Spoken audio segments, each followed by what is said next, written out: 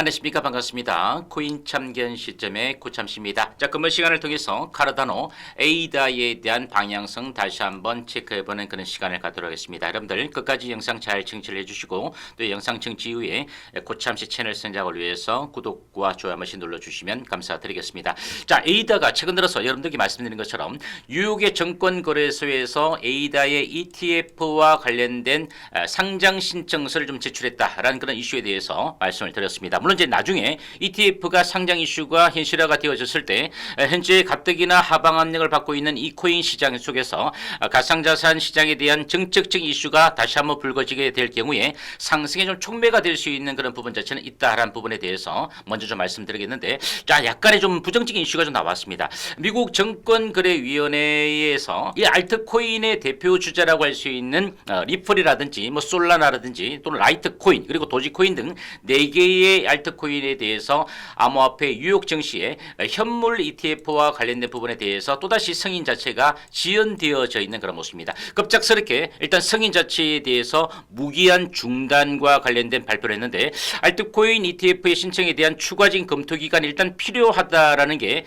미국 증권거래위원회의 입장이다라고 보시면 될 텐데, 시장에서는 주요 알트코인의 ETF의 승인이 짧게는 관세 부과가 4월에 종료가 되어지고 난 다음에 좀 승인 자체가 나타날 수 있지 않을까라는 기대감도 있지만, 좀 부정적인 이슈에서는 올 하반기죠. 3분기 이후 즉 10월 정도가 지나서야 이 같은 ETF가 승인이 되지 않겠는가, 이런 어떤 전망들도 나오고 있습니다. 물론 이제 뚜껑을 열어봐야 되는 모습인데, 아무튼 최근 들어서 비트코인의 현물 ETF라든지 이더리움의 또 현물 ETF에 대한 자금 유출도 좀 거세게 나타나고 있어서 여전히 트럼프발 리스크, 관세 정책의 리스크 자체가 금융시장에 부담으로 작용하고 있습니다. 물론 전일 같은 경우는 미국의 주시장 같은 경우는 혼조세를 보였습니다. 기술주를 중심으로 나스닥의 시장 자체가 다소 좀 반등을 좀 성공했던 그런 모습인데, 하지만 전체적인 주요 3대 지수가 올라서지는 못했고, 나스닥의 기술주와 더불어서 필라델피아 반도체 지수 자체가 좀 반등에 성공했지만,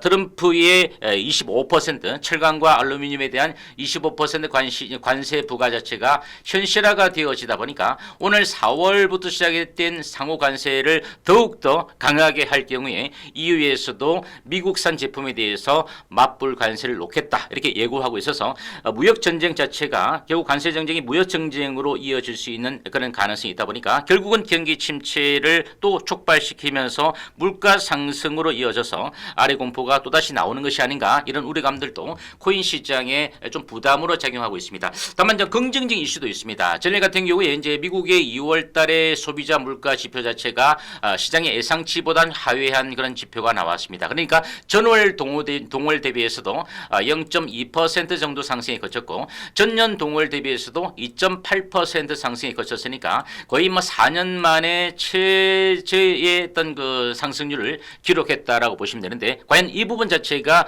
결국 코인 시장뿐만 아니라 주식 시장에서 강력하게 금융 시장 자체가 화려하게 반등을 이끌어가지 못하는 이유 자체는 결국은 이 관세죠. 즉 4월 달에 관세 부과 자체가 나타나고 난 다음에 과연 3월 이후부터 4월 정도의 CPI와 또 PPI 이런 부분 자체가 과연 이렇게 하방 압력으로 물가가 떨어질 것인가라는 부분 자체는 의문부호가 있다는 거죠. 그래서 아직까지도 연준에서 매파적인 스탠스, 즉 트럼프의 정책의 오락가락 행보에 대해서 불확실성이 너무 크다 보니까 연준은 여전히 스탠스 자체는 그대로 유지를 하겠다라는 부분이고, 결국은 금리가 이달에 동결이 되어지고 난 다음에도 아직까지는 연준에서는 급격하게 금리 정책을 좀 바꾸지 않을 것 같다. 그렇다면 결과론적으로 우리가 하나만 놓고 보시면 되죠. 트럼프 발의 관세 자체가 결국은 현재 불확실성 자체가 해소가 되어지게 될 경우에 결국 에이다, 카르다노부터 시작해서 비트코인이나 이더리움이나 다른 여타 코인들까지도 좀 반등세로 전개가 되지 않겠는가.